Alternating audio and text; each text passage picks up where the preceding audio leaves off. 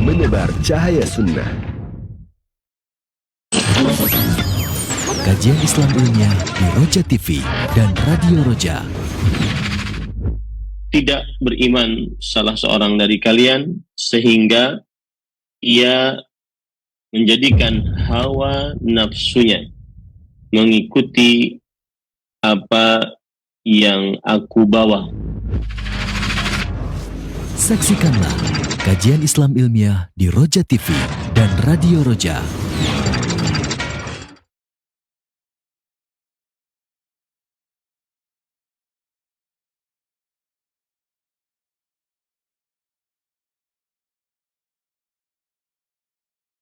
Assalamualaikum warahmatullahi wabarakatuh. Innal hamdalillah hamdan katsiran thayyiban mubarakan fi kama yuhibbu rabbuna wa yarda. Asyhadu an la ilaha illallah wahdahu la syarikalah wa asyhadu anna Muhammadan abduhu wa rasuluhu amma ba'du. Ikhwatul Islam, a'azakumullah, sahabat Roja dimanapun Anda berada.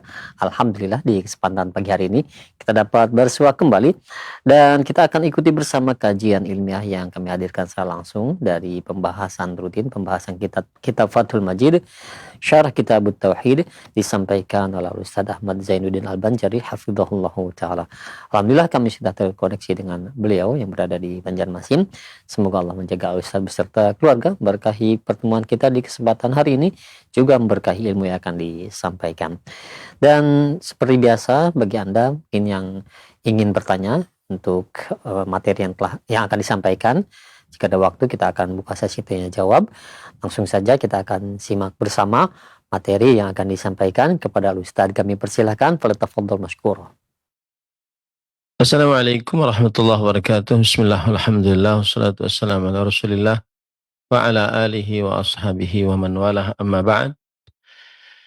Alhamdulillah, kita bersyukur pada Allah Subhanahu wa taala pada hari ini, hari Rabu pagi 19 Jumadil Akhirah 1447 Hijriah, bertepatan dengan 10 Desember 2025. Kita kembali duduk bersama Roja TV, Radio Roja, dan dalam pembacaan kitab Fathul Majid, Syarah Kitab Tauhid, yang ditulis oleh Fadilatul Syekh Al-Allamah Abdurrahman bin Hasan Al-Syekh rahimahullah. Salawat dan salam semoga selalu Allah berikan kepada Nabi kita Muhammad sallallahu alaihi wa ala alihi wasallam, pada keluarga beliau, para sahabat, serta orang-orang yang mengikuti beliau sampai hari kiamat kelak.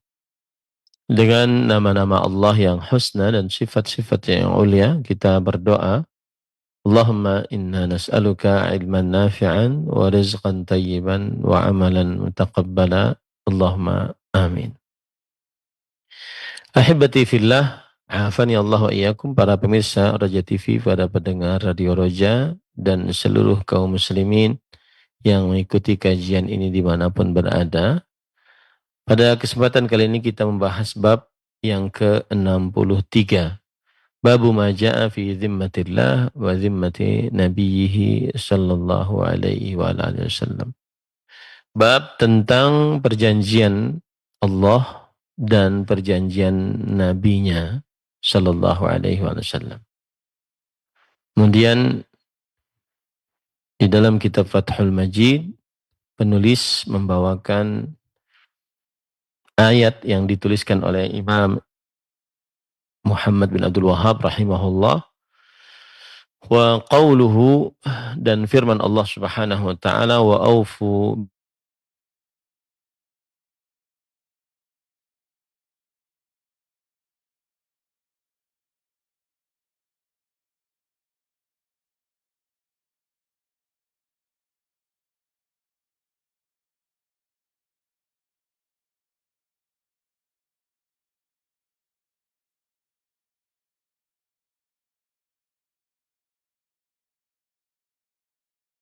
batalkan sumpah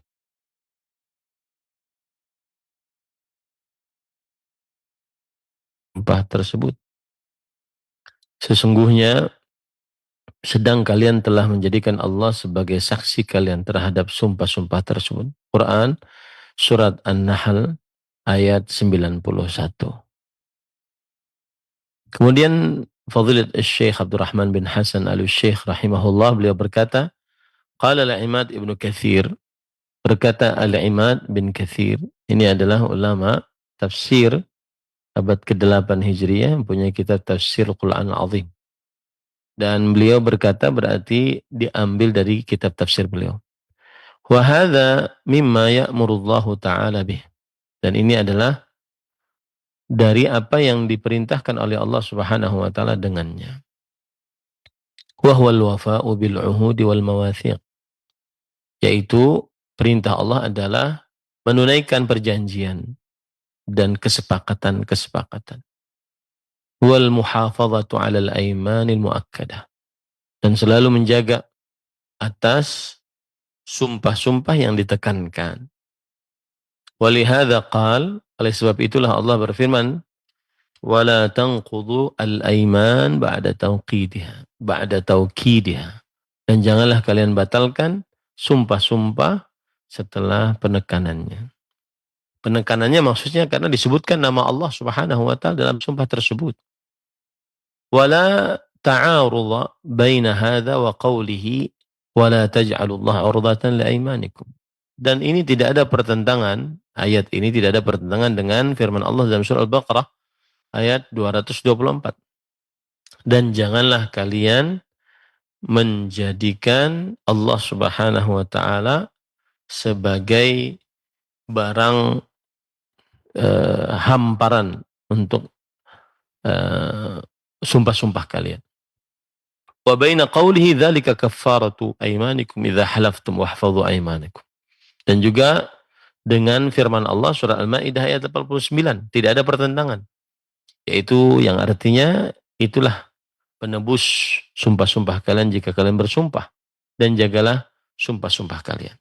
Aila tatrukuha bila takfir.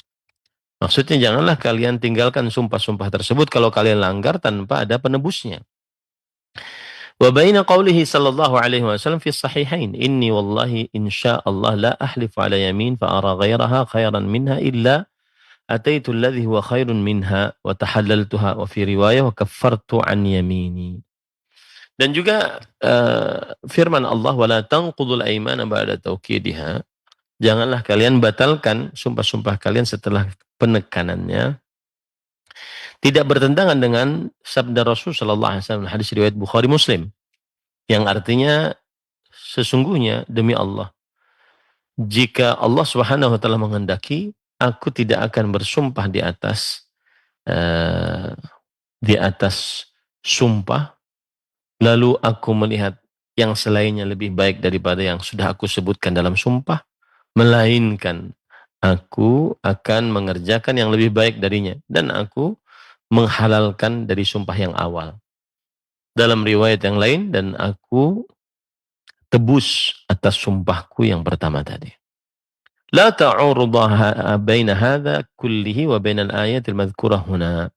Ini semua tidak bertentangan dengan ayat yang disebutkan tadi, yaitu wala tanqudul aiman ba'da tauqidih. Janganlah kalian membatalkan sumpah-sumpah setelah penekanannya. Wa hiya qauluhu ta'ala wala tanqudul aimana ba'da tawkidiha. Lianna hadhihi al-ayman al-murad minha ad-dakhilatu fil 'uhud wal mawathiq. Lal ayman al-warida hayth ala hathin wa man aw man'in. ولهذا قال مجاهد في الآية يعني الحلف وأي حلف الجاهلية. Yang jelas ayat-ayat tadi tidak bertentangan dengan ayat ini, yaitu janganlah kalian batalkan sumpah-sumpah kalian setelah penekanannya. Karena yang dimaksud dengan sumpah-sumpah ini adalah yang masuk ke dalam perjanjian dan kesepakatan. Bukan sumpah-sumpah yang datang atas perintah ataupun larangan. Oleh sebab itulah Imam Mujahid rahimahullahu ta'ala berkata di dalam ayat ini, yaitu surat An-Nahl ayat 91 tadi, yaitu al-halif. Maksudnya adalah sumpah-sumpah yang terjadi di masa jahiliyah.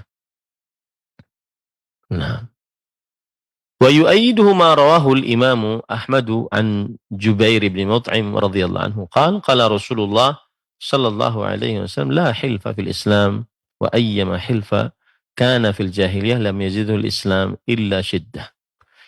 Dan dikuatkan apa yang diriwayatkan oleh Imam Ahmad dari Jubair bin Mut'im radhiyallahu anhu, beliau berkata, Rasul sallallahu alaihi wasallam bersabda, tidak ada hilf dalam Islam. Maksudnya tidak ada sumpah dalam agama Islam, dan apa saja sumpah yang ada di masa jahiliyah tidak menambahkan Islam kecuali kekuatannya. Maksudnya tidak ada sumpah yang diingkari dalam agama Islam. Harus ditunaikan. Kalau ada sumpah yang diingkari dalam agama Islam, kalau ada sumpah di dalam masa jahiliyah, maka sumpah tersebut tetap berlaku dalam agama Islam. Bahkan tambah kuat kekuatannya. Wa kadza rawahu Muslim. Wa ma'nahu anna al-Islam la yahtaju ma'ahu ila al-hilf alladhi kana ahlu jahiliyah yaf'aluna. Fa inna fit tamassuk bil Islam kifayah amma kanu fihi. Dan makna dari hadis ini adalah bahwa Islam tidak memerlukan bersamanya sumpah yang ada di masa jahiliyah yang mereka lakukan. Karena sesungguhnya di dalam bersumpah dengan Islam kifayah. Kifayah yang artinya cukup atas apa yang telah mereka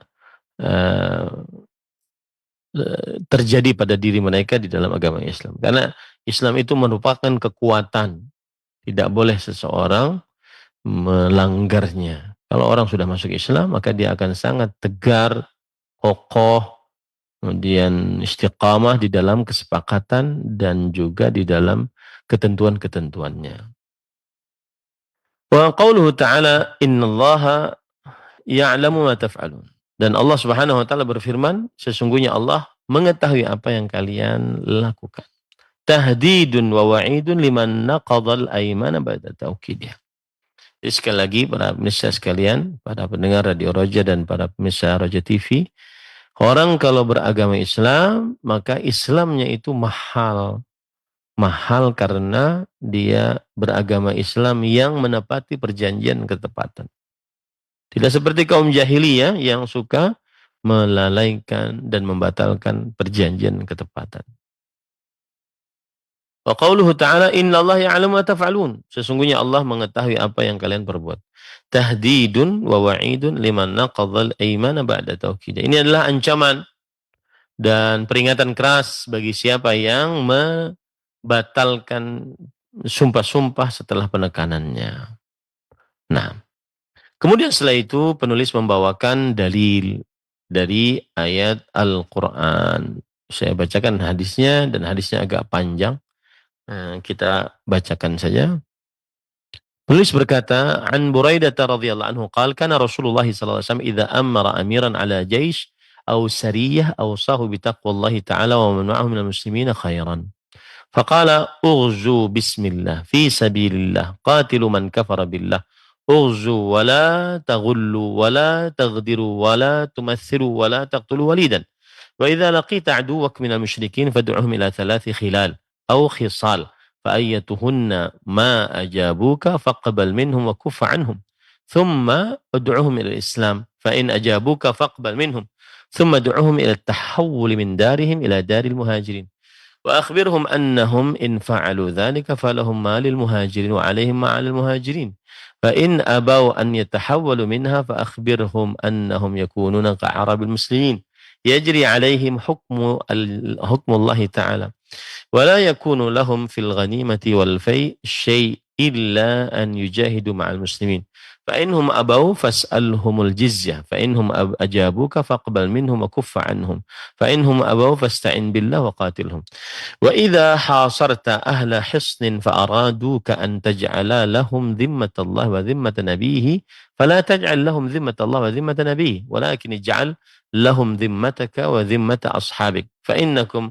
أن تغفروا ذممكم وذمة أصحابكم أهون من أن تغفروا ذمة الله وذمة نبيه وإذا حاصرت أهل حصن فأرادوك أن تنزلهم على حكم الله فلا تنزلهم على حكم الله ولكن أنزلهم على حكمك فإنك لا تدري أتصيب حكم الله فيهم أم لا رواه مسلم. Arti dari hadis ini adalah dari Buraidah radhiyallahu anhu, Beliau berkata, sesungguhnya apabila mengangkat seorang komandan pasukan perang yang besar ataupun anak pasukan, Rasulullah SAW berpesan kepadanya agar bertakwa kepada Allah Subhanahu wa taala dan berlaku adil kepada kaum muslimin yang bersamanya. Lalu beliau bersabda, mulailah serbuan dengan membaca bismillah fi sabilillah, dengan nama Allah dan demi di jalan Allah. Perangilah orang-orang yang kafir terhadap Allah. Seranglah mereka. Tetapi janganlah kalian menggelapkan harta rampasan perang. Janganlah mengkhianati perjanjian. Nah, ini inti pendalilannya nanti di sini. Janganlah kalian mengkhianati perjanjian. Janganlah mencincang jasad korban yang telah terbunuh. Janganlah membunuh anak-anak. Apabila engkau mendapati musuh-musuhmu dari kalangan orang-orang musyrik, ajaklah mereka kepada 3 perkara. Yang bila mereka menyetujui ajakanmu, terimalah persetujuan itu dari mereka dan hentikanlah serangan terhadap mereka. Ajaklah mereka untuk memeluk Islam. Kalau mereka setuju, terimalah persetujuan itu dari mereka. Lalu ajaklah mereka untuk berhijrah dari daerah mereka ke daerah kaum muhajirin, serta beritahukanlah kepada mereka bahwa apabila mereka melaksanakan hal ini, mereka akan mendapatkan hak dan kewajiban sebagaimana hak dan kewajiban kaum muhajirin. Namun, kalau mereka menolak untuk berhijrah dari daerah mereka, beritahukanlah mereka kepada mereka bahwa mereka akan mendapatkan perlakuan seperti orang-orang pedalaman dari kaum muslimin. Hukum Allah Ta'ala berlaku terhadap mereka, sedangkan mereka tidak menerima bagian apapun dari ghanimah. Ya, ghanimah artinya dari harta rampasan perang dan dari fai, yaitu upeti. Kecuali bila mereka berjihad bersama kaum muslimin. Jika mereka menolak perkara tersebut, mintalah kepada mereka untuk bayar jizyah. Kalau mereka setuju, diterimalah persetujuan itu dari mereka dan hentikanlah serangan terhadap mereka. Namun jika mereka masih menolak perkara-perkara tersebut, mintalah pertolongan kepada Allah dan perangilah mereka. Apabila kamu telah mengepung kubu pertahanan musuh, lalu mereka ingin agar kamu membuat perjanjian Allah dan perjanjian Rasulnya untuk mereka, janganlah kamu membuat perjanjian Allah dan perjanjian Nabi-Nya untuk mereka. Tapi buatlah perjanjian dirimu sendiri dan perjanjian kawan-kawanmu untuk mereka.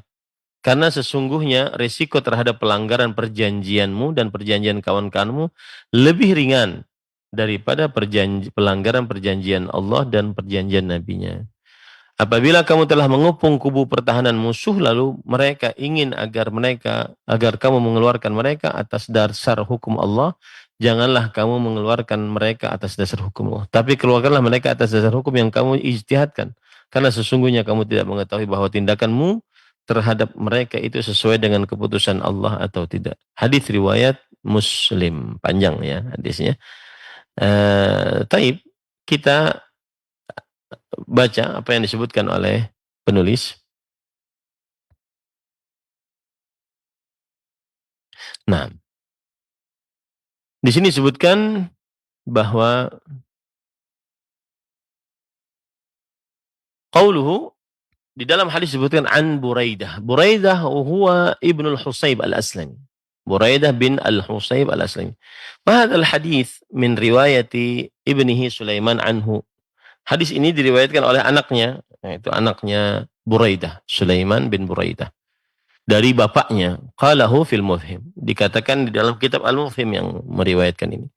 Qauluhu qala wa kana Rasulullah sallallahu alaihi wasallam idza amara amiran al-jaysh aw sariyah awsahu fi khassatihi bi taqwallahi ta'ala. Fihi min al-fiqh ta'mirul umara wa wasiyatuhum. Di dalam hadis disebutkan Rasulullah SAW apabila mengutus sebuah pasukan, baik itu pasukan besar atau pasukan kecil, maka beliau memberikan wasiat, yaitu bertakwa kepada Allah. Nah, di dalam hal ini terdapat fikih, yaitu memberikan menunjuk seorang pemimpin dan juga memberikan wasiat kepada pemimpin tersebut. Jadi kalau ada pasukan yang diutus harus ada pemimpinnya. Kalau ada pasukan yang diutus harus diberi wasiat. Qala al-harbi as-sariyah al-khail tablughu 400 wa nahwiha. Nah, ini perbedaan antara pasukan kecil dengan pasukan besar. Pasukan kecil namanya sariyah, yang berjumlah sekitar 400 kuda ya. Wal jaish maka akthar min dzalik. Sedangkan yang namanya pasukan besar itu lebih besar daripada 400 kuda. Wa taqwallah at-taharruz bi ta'ati min 'uqubatih.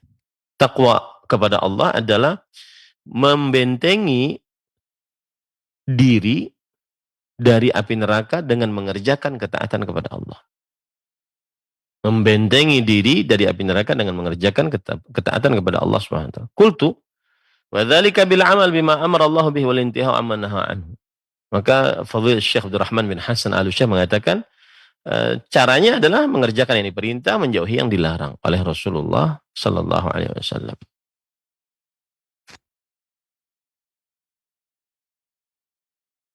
Qauluhu wa man ma'ahu minal muslimina khairan. Di dalam hadis disebutkan dan siapa saja bersamanya dari kaum muslimin. Ai wassahu biman ma'ahu an yaf'ala ma'hum khairan. Nabi Muhammad SAW juga memberikan wasiat kepada pasukannya. Jadi wasiat kepada pemimpinnya, wasiat juga kepada pasukannya untuk berbuat baik. Minar rifqi bihim wal ihsani ilaihim wa khafdil janah lahum wa tarki ta'adhumi lahum alaihim. Yaitu berbuat baik kepada kaum muslimin dengan kelembutan, dengan perbuatan ihsan, dengan tawadhu, tidak merasa besar di hadapan kaum muslimin. Nah ini adalah nasihat untuk para pemimpin. Qauluhu ughzu bismillah.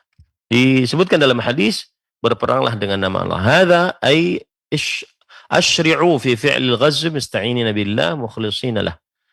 Asyri'u yani bersegeralah, berjalanlah, mulailah dalam mengerjakan peperangan dengan cara minta pertolongan kepada Allah dengan ikhlas. Qultu fatakunul ba fi bismillah huna lil isti'anati wat tawakkul 'ala Allah. Aku mengatakan, yaitu Fadhil Syekh Abdul Rahman bin Hasan Al-Syekh mengatakan bismillah di sini maksudnya isti'anah, minta tolong. Jadi bismillah dan bertawakal kepada Allah Subhanahu wa taala. Maksudnya bertawakal kepada Allah Subhanahu wa taala. Qauluhu qatilu man kafara billah. Kemudian di dalam hadis disebutkan Rasulullah SAW memberikan wasiat, perangilah siapa yang kufur terhadap Allah. Hadzal umum yashmalu jami'a ahli al-kufr, al-muharibin wa ghairihim. Yang dimaksud dengan siapa saja yang kufur terhadap Allah ini mengandung seluruh orang kafir yang memerangi kaum muslimin dan selain mereka. Yaitu seluruh orang kafir dan selain orang kafir, yaitu orang musyrik yang memerangi kaum muslimin. Waqad khassasa minhum atau khussisa minhum man lahu ahd.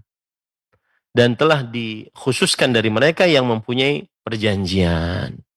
Warruhban wan niswan. Nah ini inti pembelajarannya, bahwa kalau ada perjanjian dengan mereka sebelumnya tidak boleh diperangi. Ya, ini yang disebut dengan mengagungkan perjanjian. Dan juga para ahli agama, ruhban, para ahli agama, para ahli ibadah, kemudian para perempuan, wa man lam yablugh al-hilm atau hulum, dan siapa yang tidak sampai kepada mimpi, yaitu belum baligh, ini tidak boleh diperangi. Waqad qala muttasilan bihi wa la taqtulu walidan, dan Rasulullah SAW kemudian mengucapkan lanjutannya, yaitu jangan kalian membunuh anak kecil. Wa inna ma naha an qatlir ruhban wan niswan li'annahu la yakunu minhum qitalu ghaliban. Wa in kana minhum qital au tadbir qutilu. Kenapa tidak atau kenapa dilarang untuk membunuh para pendeta, para ahli agama dan juga para perempuan? Karena mereka biasanya tidak berperang. Kebanyakan mereka tidak berperang. Tetapi kalaupun ada, maka baru dibunuh. Ya. Kalau misalkan ini perempuan yang kita tidak perangi, kita tidak bunuh. Tetapi ternyata dalam perjalanannya dia membela tentara-tentara orang-orang kafir, orang musyrik. Kemudian mereka bahkan ada yang berkhianat, yaitu mengkhianati perjanjian, maka pada saat itu tetap dibunuh. Qultu wa kadzalika adh-dharari wal aulad. Demikian pula anak-anak kecil, ya, anak-anak kecil ini juga tidak boleh dibunuh. Qauluhu wa la taghullu wa la taghdiru wa la tumassilu. Al-ghulul ya, disebutkan dalam hadis, janganlah kalian melakukan ghulul, mengambil harta rampasan perang, janganlah kalian mengingkari perjanjian, dan janganlah kalian memutilasi. Al-ghulul al-akhdhu minal ghanimat min ghairi qismatiha. Ghulul adalah mengambil dari harta rampasan perang sebelum dibagikan. Wal ghadar naqdhul ahd. Sedangkan janganlah kalian ghadar. Ghadar itu artinya membatalkan perjanjian. Wat tamtsil huna at-tashwih bil qatil. Sedangkan tamtsil bahasa Arabnya itu maksudnya adalah mutilasi, memburukkan orang yang terbunuh gitu. Baik itu dipotong-potong, dicabik-cabik, atau pokoknya dimutilasi. Kaqati' anfihi wa udhunihi wal abath bihi, seperti memotong hidung, memotong telinga, dan juga melakukan hal yang tidak semestinya dilakukan. Wala khilafa fi tahrimil ghul wal ghadar wa fi tahlil muslah. Tidak ada khilaf di antara para ulama tentang keharaman melakukan ghulul, mengambil harta rampasan perang sebelum dibagikan, dan melakukan ghadar, mengkhianati perjanjian, dan keharaman melakukan mutilasi. Qauluhu wa idza laqita aduwak minal musyrikin fad'uhum ila thalathi khilal au il khisal. Ar-riwayah bisyak wa huwa min ba'dir ruwat wa ma'na al-khilal al-khisal wahid. Di dalam hadis disebutkan jika engkau bertemu dengan musuhmu dari kaum musyrikin maka ajaklah untuk 3 perkara. Khilal atau khisal, sama-sama saja namanya. Ini saking banyaknya bahasa Arab kata-katanya maka dia memakai bisa khilal bisa khisal. Dan khilal artinya berbeda dengan khisal, tetapi maknanya sama ya. Taib. Qauluhu fa ayyatuhunna ma ajabuka faqbal minhum wa kuffa anhum. Dan di dalam hadis disebutkan maka dari 3 perkara tersebut yang engkau tawarkan, mana saja yang mereka pilih maka terima dari mereka. Dan jangan tahanlah diri untuk membunuh mereka atau untuk memerangi mereka. Qayyadnahu amman yuwaththaq bi'ilmihi wa taqyidihi binasb ayyatuhunna ala an ya'mal fihinna ajabuk la ala isqati harfil jar. Ini permasalahan nahwu kita tidak terlalu. Yang jelas bisa ayyatuhunna, bisa ayyatahunna. Dua-duanya bisa dibaca seperti itu. Wa ma zaidah, ma adalah tambahan yakunu bitaqdiril kalam fa ila ayyatihinna ajabuk faqbal minhum.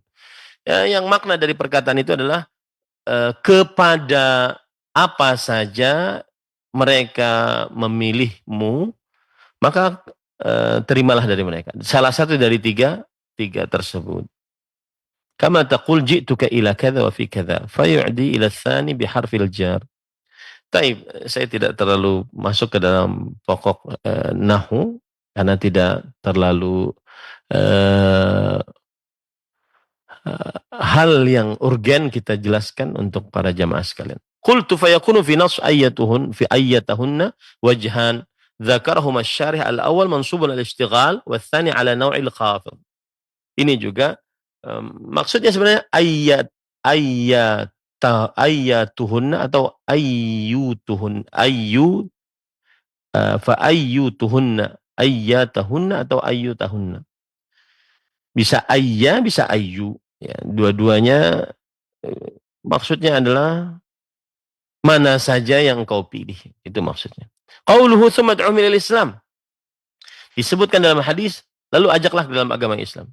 Kadza waqa'atir riwayah fi jami'i nusakhi kitab Muslim. Tsumma ad'uhum biziyadah, tsumma wasab isqatuha. Ada yang tanpa kata-kata tsumma. Ya, langsung, maka ajaklah mereka ke dalam agama Islam tanpa pakai kata kemudian. Kama ruya fi ghairi kitab Muslim, sebagaimana disebutkan di selain kitab Muslim, ka musannif Abi Dawud wa kitabil amwal li Abi Ubaid li anna dzalika mubtida tafsir ats-tsalath al-khisal. Ada yang mengatakan pakai tsumma, ada yang mengatakan tidak pakai tsumma. Tidak pakai tsumma seperti dalam selain riwayat Imam Muslim, musannaf Abi Dawud, kemudian kitab Al-Amwal namanya ditulis oleh Abu Ubaid, dan tujuannya adalah kalau tidak pakai tsumma karena dia menyebutkan salah satu dari 3 pilihan. Ud'uhum ilal Islam. Pilihan yang pertama yaitu ajaklah dalam agama Islam. Karena kalau pakai tsumma berarti itu adalah lanjutan sebelumnya. Qauluhu tsumma ad'uhum ila tahawul ila daril muhajirin. Kemudian disebutkan dalam hadis, kemudian ajaklah mereka untuk berpindah ke perkampungan orang-orang muhajirin, yakni al-Madinah, yaitu pindah ke kota Madinah. Wa kana fi awal al-amr wujubul hijrah al-Madinah ala kulli man dakhala bil Islam. Subhanallah. Di awal-awal perkara Islam yang dibawa oleh Nabi Muhammad SAW, wajib berhijrah ke kota Madinah bagi siapa yang masuk dalam agama Islam. Indah sekali. Wa hadza yadullu ala anna al-hijrah wajibah ala kulli man amana min ahli Makkah wa ghairihim. Nah, ini menunjukkan bahwa hijrah itu hukumnya wajib atas siapa saja yang beriman dari penduduk kota Makkah dan selain mereka. Awal-awalnya begitu. Ya, awal-awalnya begitu. Tetapi kemudian ada hadis Rasul, la hijrata ba'dal fath. Tidak ada hijrah setelah penaklukan kota Mekah. Nah, akhirnya tidak perlu berhijrah lagi setelah tahun ke-8 Hijriah. Qauluhu fa in abaw an yatahawwalu ya'ni anna man aslama wa lam yuhajir wa lam yujahid la yu'ta min al-khumus wa la min al-fa'i syai'. Jadi kalau dia masuk Islam, jadi tawaran pertama masuk Islam. Kalau dia masuk Islam tapi tidak ingin berhijrah, tawaran kedua itu berhijrah. Kalau tidak mau berhijrah, maka dia berarti tidak berjihad. Kalau tidak berjihad berarti tidak dapat 1/5 dan juga tidak mendapatkan harta dari upeti sama sekali. Waqad akhadha Syafi'i rahimahullah bil hadithi fil i'raf. Dan Imam Syafi'i rahimahullah berpendapat bahwa ini hadis untuk orang-orang A'rabi yang tinggal di pedalaman padang pasir. Falam yara lahunna min al-fa'i syai'a. Maka Imam Syafi'i mengatakan orang-orang Arabi yang tinggal di pedalaman, yang tidak berhijrah ke kota Madinah, mereka tidak mendapatkan harta upeti sama sekali. Wa innahum lamu sadaqah al-ma'khudhah min aghniyaihim faturaddu ala fuqaraihim. Lalu mereka dapatkan sedekah dari mana? Dari orang-orang kaya, yaitu zakat. Kama anna ahlal jihad wa ajnad al-muslimin la haqqa lahum fi sadaqah indahu. Menurut Imam Syafi'i juga bahwa orang yang berjihad, orang yang tentara-tentara kaum muslimin tidak ada hak bagi mereka di dalam harta sedekah. Wa musarrifu kulli malin fi ahlihi wa sawwa Malikun rahimahullah Abu Hanifah bainal malain wa jawwaza sarfahuma lidh-dha'if. Kata Imam Syafi'i rahimahullah bahwa mereka tidak dapat harta zakat itu. Tetapi Imam Malik dan Imam Abu Hanifah mengatakan sama, harta itu sama saja, harta zakat atau harta upeti sama saja, mereka bisa diberikan kepada orang-orang yang lemah. Nah, qauluhu fa inhum abau fas'alhumul jizyah. Mereka mengatakan kalau seandainya dalam hadis disebutkan kalau mereka enggan, yaitu enggan masuk Islam. Ya, enggan masuk Islam, maka mintalah kepada mereka jizyah, yaitu upeti. Fihi hujjatun li Malik wa ashabihi wal Auza'i fi akhdhil jizyah min kulli kafir, Arabiyan kana aw ghairahu, Kitabiyan kana aw ghairahu. Yang artinya di dalam perkataan ini ada sandaran hukum bagi pendapat Imam Malik dan ulama-ulamanya dan juga Imam Al-Auza'i rahimahullah tentang bolehnya mengambil upeti dari setiap orang kafir, baik itu orang Arab ataupun orang ahli kitab. Boleh mengambil upeti setiap dari orang kafir yang tidak mau masuk dalam agama Islam, ya, dan mereka tidak mau diperangi gitu, dan tidak mereka menyerah, tidak diperangi, tapi biarkan kami di atas agama kami gitu maksudnya. Jadi mereka tidak mau masuk Islam tetapi mereka tidak memerangi. Akhirnya diambil jizyah, upeti. Wa dhahaba Abu Hanifah radhiyallahu rahimahullah ila annaha tu'khadhu minal jami'. Nah, sedangkan Imam Abu Hanifah rahimahullahu taala beliau mengatakan bahwa diambil dari seluruhnya, baik itu orang kafir, ahlu kitab ataupun ahlu kitab, diambil jizyah. Illa min musyrikil Arab wa majusihim, kecuali dari orang-orang musyrik dari Arab dan orang-orang majusi mereka. Wa qala Syafi'i, sedangkan Imam Syafi'i berkata la tuqad illa min ahli kitab. Nah, ini jizyah tidak diambil dari ahlu kitab, tidak diambil kecuali dari ahli kitab Yahudi dan Nasrani. Araban kanu aw ajaman, baik mereka orang Arab ahli kitabnya ataupun orang bukan Arab, ajam. Wa huwa qaulul Imam Ahmad fi zahiri madhhabihi wa tu'khadhu minal majus. Dan ini adalah pendapat Imam Ahmad di dalam pendapat beliau yang jelas dan diambil juga dari orang Majusi. Jadi bedanya gini, Imam Abu Hanifah mengatakan diambil upeti dari orang musyrik, baik itu ahlul kitab, baik itu bukan ahlul kitab, orang Majusi. Sedangkan Imam Syafi'i mengatakan enggak, upeti diambil dari ahlul kitab saja, baik itu orang Arab atau bukan orang Arab. Imam Ahmad mengatakan upeti diambil dari ahlul kitab saja, tetapi juga dari orang Majusi diambil. Nah, gitu. Ada batasan-batasan. Qultu li anna Nabiy sallallahu alaihi wasallam akhadha minhum. Aku berkata karena Nabi Muhammad sallallahu alaihi wasallam mengambil darinya. Fadilah Syekh Abdurrahman bin Hasan al-Syekh ini mazhab Hambali, otomatis condong kepada pendapat Imam Ahmad bin Hambal bahwa diambil upeti dari orang-orang ahlul kitab saja, ya, dan diambil dari orang-orang Majusi juga. Karena Nabi Muhammad sallallahu alaihi wasallam mengambilnya, Rasulullah SAW bersabda, sunnu bihim sunnata ahlil kitab. Lakukanlah terhadap mereka sebagaimana ajaran ahlul kitab. Kemudian, pada ikhwan dirahmati oleh Allah, wa qad ikhtalafu fil qadri al-mafrud min al-jizyah. Nah, para ulama berbeda pendapat. Ini upeti yang diambil, takarannya berapa? Faqala Malik arba'atu dananir ala ahli dhahab. Nah, maka Imam Malik rahimahullah ta'ala berkata, 4 dinar.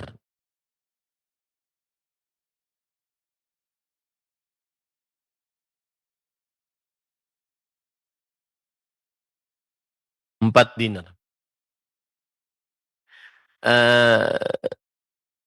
Satu dinar itu emas kan? Itu ukurannya sekitar 2,5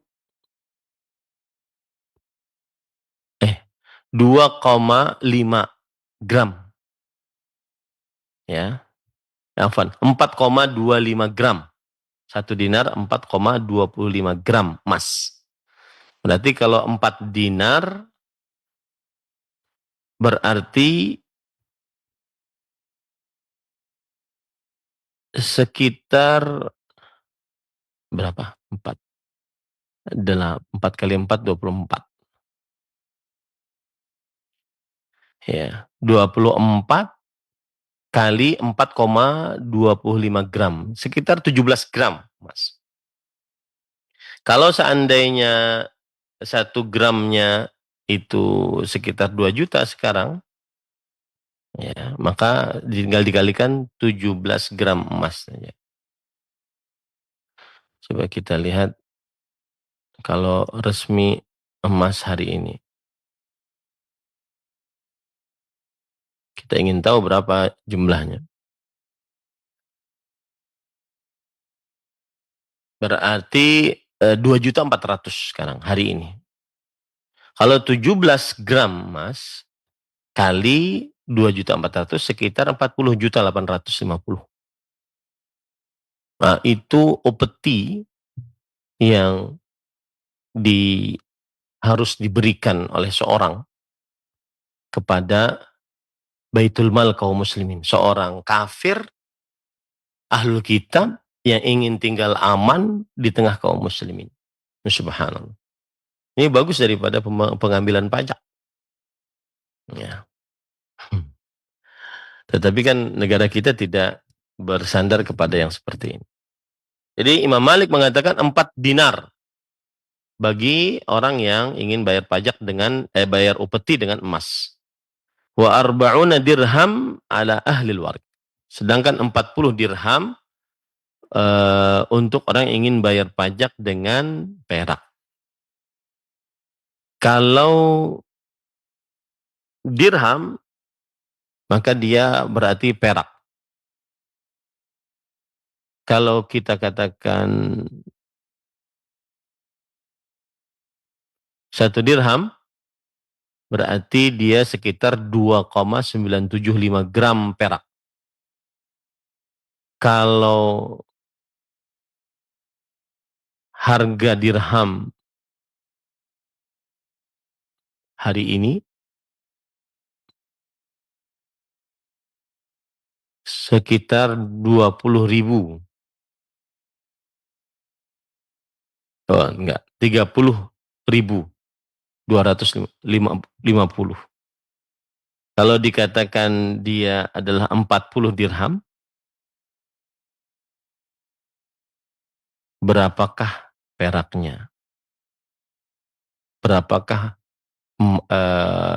rupiah?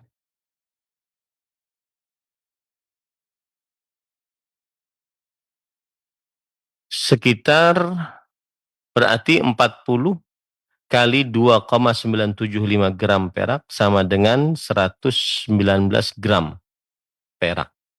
119 gram kali 36.245 sama dengan 4.300.000. Nah, ini berarti lebih ringan bayarnya. Kalau tadi 40 juta pakai emas. Ini bayar upetinya 4 juta saja. 4 juta saja pakai perak. Wa hal yang minha al-dha'if aula. Apakah itu berkurang kalau dia orang lemah atau tidak? Qaulan. Maksudnya ini orang kafir dari ahlul kitab yang ingin tinggal di tengah kaum muslimin, yang tidak mau masuk Islam, tidak mau juga berhijrah, maka apakah dia harus tetap bayar meskipun dia dalam keadaan ekonomi lemah? Terjadi khilaf di antara para ulama. Qala Syafi'i fihi dinar al-ghani wal faqir. Imam Syafi'i rahimahullah ta'ala mengatakan di dalamnya terdapat 1 dinar atas orang kaya atau orang miskin. Qala Abu Hanifah wal Kufiyun 'alal ghani 48 dirham. Wal wasat 24 dirhaman. Wal faqir 12 dirhaman. Wa qawlu Ahmad bin Hanbal rahimahullahu taala qala Yahya bin Yusuf As-Sarsari Al-Hanbali rahimahullah. Ada. Sedangkan di sini Imam Syafi'i mengatakan 1 dinar, baik atas orang kaya atau orang miskin. Berarti 4,29. Berarti sekitar 2 jutaan saja. Ya. Kalau seandainya dia lemah ya. Imam Abu Hanifah dan ulama-ulama Kufah mengatakan atas orang kaya 48 dirham. 48 dirham. Ya, sekitar 5 jutaan. Kemudian orang-orang yang pertengahan sekitar 24 dirham, yaitu orang miskinnya atau pertengahan ke bawahnya 24 dirham. Ya, sekitar 2 jutaan. Sedangkan orang miskinnya 12 dirham. Sedangkan orang miskinnya sekitar 12 dirham saja. Nah. Baik. Wa 'inda Malikin wa kafatil ulama 'ala ar-rijal al-ahrar al-balighin al-uqala duna ghairihim wa innama tu'khadhu mimman kana tahta qahril muslimin la mimman na'a bidarihi wa yajibu tahwiluhum ila biladil muslimin aw harbihim. Menurut Imam Malik dan kebanyakan para ulama bahwa atas laki-laki yang merdeka, yang balik dan berakal bukan selain mereka. Ini maksudnya upeti hanya diwajibkan atas mereka. Wa innama tu'khadhu mimman kana tahta qahril muslimin. Dan diwajibkan upeti tersebut diambil dari kekuasaan, di bawah kekuasaan orang-orang Islam, bukan dari orang yang jauh rumahnya, dan wajib dikembalikan mereka kepada negara kaum muslimin atau kepada peperangan. Nah, kemudian qauluhu wa idza hasarta ahla hisn al-kalam ila akhiri fi hujjah liman yaqulu minal fuqaha'i wa ahli al-usul innal musiba fi masail ijtihad wahid. Di dalam hadis disebutkan tadi apabila engkau mengepung sebuah perkampungan orang kafir, kemudian setelah itu engkau tidak perlu untuk menegakkan pendapat dari Al-Quran atau hadis, tapi tegakkan pendapat engkau. Ini maksudnya adalah bahwa ini sebagai hujjah, sandaran hukum bagi siapa yang mengatakan dari ahli fikih ataupun ahli usul fikih bahwa seorang yang benar di dalam masalah-masalah ijtihad, maka jumlahnya cuma 1. Pendapat yang benar dalam masalah ijtihad cuma 1 yang benar. Tidak berbilang, kebenaran cuma 1. Wa huwal ma'ruf min madhhabi Malikin wa ghairihi. Dan inilah yang dikenal dari mazhab Imam Malik dan selainnya. Wa wajhul istidlal bihi annahu sallallahu alaihi wasallam qad nassa ala anna Allah ta'ala qad hakama hukman mu'inan fil mujtahadat. Dan sisi pendalilannya adalah bahwa Nabi Muhammad SAW telah menegaskan bahwa Allah Subhanahu wa taala telah menetapkan sebuah hukum yang menolong di dalam perkara-perkara ijtihad. Faman wafaqahu fahuwal musib. Siapa yang sesuai dengan hukum Allah, dialah yang benar. Wa man lam yuwafiqhu fahuwal mukhti'. Siapa yang tidak sesuai dengan hukum Allah, dialah yang keliru di dalam masalah-masalah ijtihad. Dan ini boleh saja terjadi. Ya, boleh. Jadi sebagian ulama berijtihad, kalau benar dia dapat pahala, kalau tidak maka dia salah, tidak berdosa. Karena masalah ijtihad. Qauluhu wa idza hasarta ahla hisn fa araduka an taj'ala lahum dhimmatallah wa dhimmat nabiyyih. Dan jika engkau di dalam hadis disebutkan jika engkau mengepung sebuah daerah lalu mereka menginginkan engkau untuk menjadikan antara mereka dengan engkau perjanjian Allah, perjanjian Rasulullah sallallahu alaihi wasallam. Maksudnya gini, kalau kita kepung nih orang kafir, lalu kata orang kafir, ya sudah, kita di atas perjanjian saja. Perjanjian apa yang kalian maksudkan? Perjanjian antara kami dengan Allah. Atau perjanjian antara kami dengan Nabi Muhammad SAW. Maka jangan lakukan itu. Ya, tetapi lakukanlah perjanjian antara mereka dengan kalian saja. Karena kalian yang ada di tempat situ. Karena kalau seandainya mereka mengadakan perjanjian dengan Allah, lalu mereka nanti merusak perjanjian tersebut, berarti mereka menghinakan Allah. Nah, ini yang tidak bolehnya. Mereka berarti menghinakan Allah Subhanahu wa taala. Nah, itu yang dimaksud. Nah, az-zimmah al-ahad. Zimmah yang dimaksud adalah perjanjian. Wa takhfir tanqudh. Dan kata takhfir adalah membatalkan. Yuqalu akhfartu rajula idza naqadta ahdahu wa khafartuhu ajartahu wa ma'nahu annahu khafa min naqdi man lam ya'rif atau lam yu'raf haqqal wafa bil ahdi.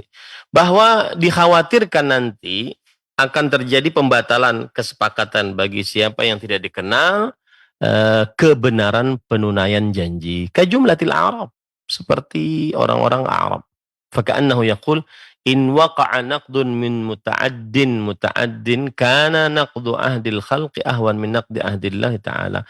Artinya gini, sebagaimana sudah saya jelaskan, kalau terjadi perjanjian, maka buatlah perjanjian atas nama kalian. Kalian dengan mereka, orang-orang kafir. Jangan perjanjian atas nama Allah atau atas Nabi Muhammad SAW. Karena kalau perjanjian atas nama Allah, maka nanti mereka jika membatalkan perjanjian tersebut, dan kita belum tahu bahwasanya mereka mau membatalkan atau tidak, maka mereka nanti menghinakan Allah. Itu yang tidak boleh. Mereka berarti menghinakan Allah Subhanahu wa taala atau menghinakan Rasulullah sallallahu alaihi wasallam. Nah. Kemudian satu paragraf lagi, qauluhu wa qaulu Nafi'un wa qad su'ila 'anid da'wah qabla al-qital. Imam Nafi' rahimahullah ditanya tentang dakwah sebelum diperangi. Apakah wajib mendakwahi orang kafir sebelum diperangi? Dzakara fihi anna madhhab Malik yajma'u bainal ahadits bid da'wah qabla al-qital. Nafi' Ibnu Umar radhiyallahu anhu, Nafi' Maula Ibnu Umar radhiyallahu anhu, seorang tabi'in bila mengatakan bahwa madhab Imam Malik rahimahullah mengumpulkan hadis-hadis di dalam dakwah sebelum diperangi.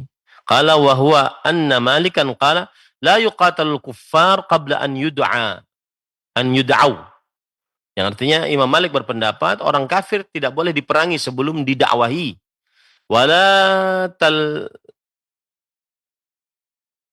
Wala tultamasu ghurratuhum illa an yakunu qad balagathumud da'wah. Dan tidak boleh diperangi mereka, tidak boleh dibunuh mereka kecuali sudah sampai dakwah kepada mereka. Fa yajuzu an tultamasa ghurratuhum atau an taltamisa ghurratuhum. Maka boleh bagi mereka untuk disakiti, diperangi. Wa hadza alladhi sara ilaihi Malik huwa sahih. Inilah pendapat yang benar. Jadi tidak boleh memerangi orang kafir sebelum didakwahi. Ya, dan ini min mahasinil Islam. Ini termasuk daripada kebaikan Islam, karena sebagian orang menganggap Islam itu ketika ada hadis Rasul innal jannata tahta dhilalis suyuf, sesungguhnya sesungguhnya surga di bawah naungan pedang. Kata mereka Islam agama sangar, Islam agama kriminal, Islam agama yang dibangun di atas darah dan pedang. Nah, kita katakan tidak. Salah satu peraturan dalam berjihad adalah tidak ada memerangi orang kafir sebelum didakwahi. Lianna faidat ad-da'wah an ya'rifa al-adu anna al-muslimin la yuqatiluna lid-dunya wala lil-'asabiyyah. Karena faidah dari dakwah agar musuh mengetahui bahwa orang-orang Islam tidak memerangi untuk mendapatkan dunia atau untuk fanatisme. Wa inna ma yuqatiluna lid-din. Tetapi memerangi untuk agama. Agar agama ini tegak, agar orang mentauhidkan Allah Subhanahu wa taala. Fa idza 'alimu bidzalik amkana an yakuna dzalika sababan mamilan lahum ila al-inqiyadi lil haqq. Kalau mereka sudah mengetahui itu bahwa kaum muslimin tidak berperang kecuali karena agar agama tegak, bukan karena dunia, bukan karena fanatisme. Ya. Kalau mereka mengetahui itu, maka memungkinkan hal tersebut sebagai sebab yang menggiring mereka untuk tunduk kepada kebenaran, yaitu untuk masuk dalam agama Islam. Bi khilafi ma idza jahilu maqsudal muslimin. Beda dengan kalau mereka tidak mengetahui apa maksud kaum muslimin berperang. Faqad yadhunnun annahum yuqatiluna lil milk walid dunya fayaziduna 'utuwan wa bughdan wallahu a'lam. Maka mereka menganggap bahwa orang-orang Islam itu memerangi untuk hanya sekedar harta, hanya sekedar dunia. Maka akhirnya mereka bertambah menyimpang, bertambah memurkai agama Islam ini. Alhamdulillah selesai bab yang ke-63. Inti dari bab ini pada ikhwah yang dirahmati oleh Allah Subhanahu wa taala adalah bahwa, perhatikan baik-baik, inti dari bab ini adalah penjelasan hukum akad atas nama Allah dan atas nama Nabi Muhammad SAW, atau atas jaminan Allah atau atas jaminan Nabi Muhammad SAW. Dan ini tidak diperbolehkan. Jadi kalau kita berperang ataupun kita melakukan perjanjian dengan seseorang, dan jangan membawa atas jaminan Allah atau atas jaminan Rasulullah SAW. Karena kalau seandainya orang yang kita melakukan perjanjian, kesepakatan dengan mereka, menggagalkan perjanjian tersebut, berarti mereka menghinakan jaminan Allah. Berarti mereka menghinakan jaminan Rasulullah Shallallahu Alaihi Wasallam. Hubungan bab ini dengan tauhid, at-tanbih ala anna al-wafa' bil 'uhud ta'zimun lillah. Nah, ini peringatan bagi setiap kaum muslimin terutama bahwa menunaikan perjanjian adalah pengagungan terhadap Allah Subhanahu wa taala. Wa 'adamul wafa' biha 'adamu ta'zimin lah. Dan tidak menunaikan perjanjian sebagaimana mestinya berarti tanda tidak mengagungkan Allah. Fahuwa qadhun fit tauhid. Maka itu adalah buruk atau sebuah ketercelaan di dalam tauhid. Nah, itu kira-kira yang bisa disampaikan Akhi Basit. Semoga yang disampaikan bermanfaat. Mohon maaf saya tidak bisa menerima pertanyaan. Semoga yang disampaikan bermanfaat. Wa sallallahu ala nabiyina Muhammad walhamdulillahi rabbil alamin. Saya kembalikan acara kepada Akhi Basit. Wassalamualaikum warahmatullahi wabarakatuh. Waalaikumsalam warahmatullahi wabarakatuh. Kami ucapkan terima kasih banyak kepada Ustaz. Jazakallahu khair, barakallahu fik atas materi yang telah disampaikan di kesempatan hari ini dari pembahasan kitab Fathul Majid, syarah kitab Tauhid, yaitu inti pembahasannya mengenai perjanjian dengan Allah dan Nabi-Nya. Mudah-mudahan apa yang telah disampaikan bisa bermanfaat untuk kita semua dan menjadi ilmu yang bermanfaat tentunya. Dan semoga Allah menjaga Ustaz beserta keluarga, memudahkan urusan antum di sana dan juga memberkahi ilmu yang telah disampaikan. Kami mohon maaf tidak dapat membuka sesi tanya jawab di kesempatan hari ini, dan simak kembali kelanjutannya di Rabu yang akan datang. Demikian kami undur diri. Subhanakallahumma bihamdika asyhadu an la ilaha illa anta astaghfiruka wa atubu ilaik. Wassalamualaikum warahmatullahi wabarakatuh.